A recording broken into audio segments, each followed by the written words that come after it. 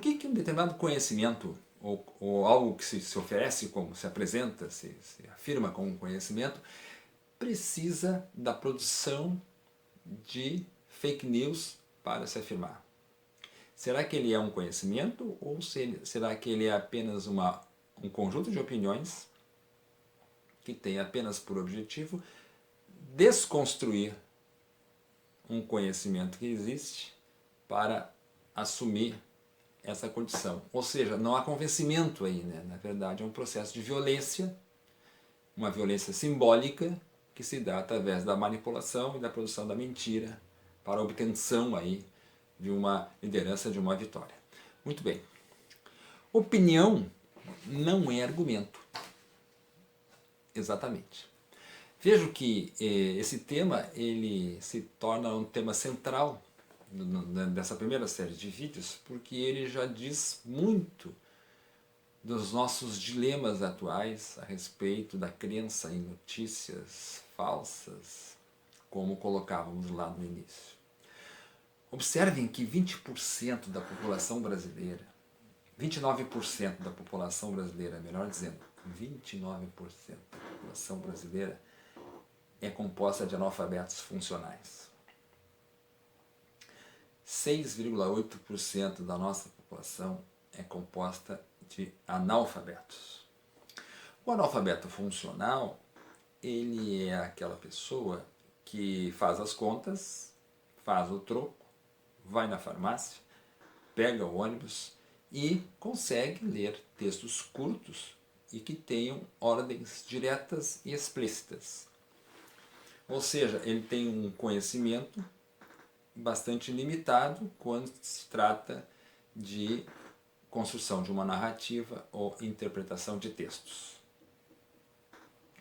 Esse conjunto da população brasileira que tem essas limitações no que diz respeito à reflexão e à interpretação e o discernimento das ideias de um texto, essa população vai se cruzar com um outro dado muito significativo da sociedade brasileira nos anos recentes, que é a disseminação das redes sociais. Então veja que 86% da população brasileira usa WhatsApp, 72% usa Facebook.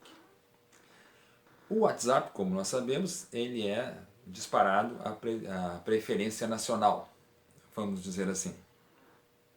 Mas também, como sabemos, o WhatsApp é aquele veículo onde predominam e proliferam os grupos, muito comumente os grupos da família. Eles permitem, em linhas gerais, uma leitura mecânica de pouco discernimento.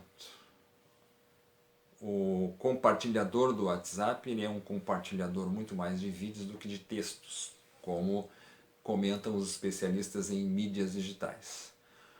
Ora, o que esse cruzamento produz? Um cenário de grande analfabetismo funcional, são 29% da população brasileira, que se cruza com a modernidade tecnológica das redes digitais. Eu diria, numa figura de linguagem, um malabarismo de linguagem, que isso significa uma ampliação do analfabetismo. Eu acredito que, ao longo do tempo, as mídias digitais terão um papel, sim, na alfabetização das sociedades fora da escola, por meio, inclusive, da manipulação dessas mídias. Mas isso é um horizonte muito distante. No atual momento, existe um atravessamento em que se dá uma produção e divulgação de ideias, de teorias, de opiniões, enquanto um cenário em que existe uma imensa maioria da população que não consegue discernir a informação e as ideias contidas nos textos. Isso é grave porque isso produz uma distorção dos conhecimentos, né? Uma não percepção, uma dificuldade de compreensão e, por conseguinte, uma manipulação dessas pessoas. Não se trata aqui de fazer uma dicotomia simples entre pessoas burras e inteligentes, entre pessoas alfabetizadas e não alfabetizadas, entre pessoas que são sábias e pessoas que não têm nenhum conhecimento. Até porque nós sabemos que a sabedoria, o conhecimento, vai além, obviamente, do saber formal. Mas isso, eu estou chamando a atenção para um aspecto que é um aspecto de enfrentamento diário da população. diário e cotidiano, e que é agravado pelo cenário descrito anteriormente de produção de fake news. Há uma compreensão dessa defasagem e há uma tentativa de se aproveitar essa defasagem. Então, é nesse cenário de desigualdade educacional, digamos assim, que prolifera um conjunto de informações que tende justamente a gerar mais distorção do que as distorções normalmente vividas, experienciadas numa situação de desigualdade educacional, como eu descrevi anteriormente. É claro que a desigualdade educacional ela não está dissociada da desigualdade social.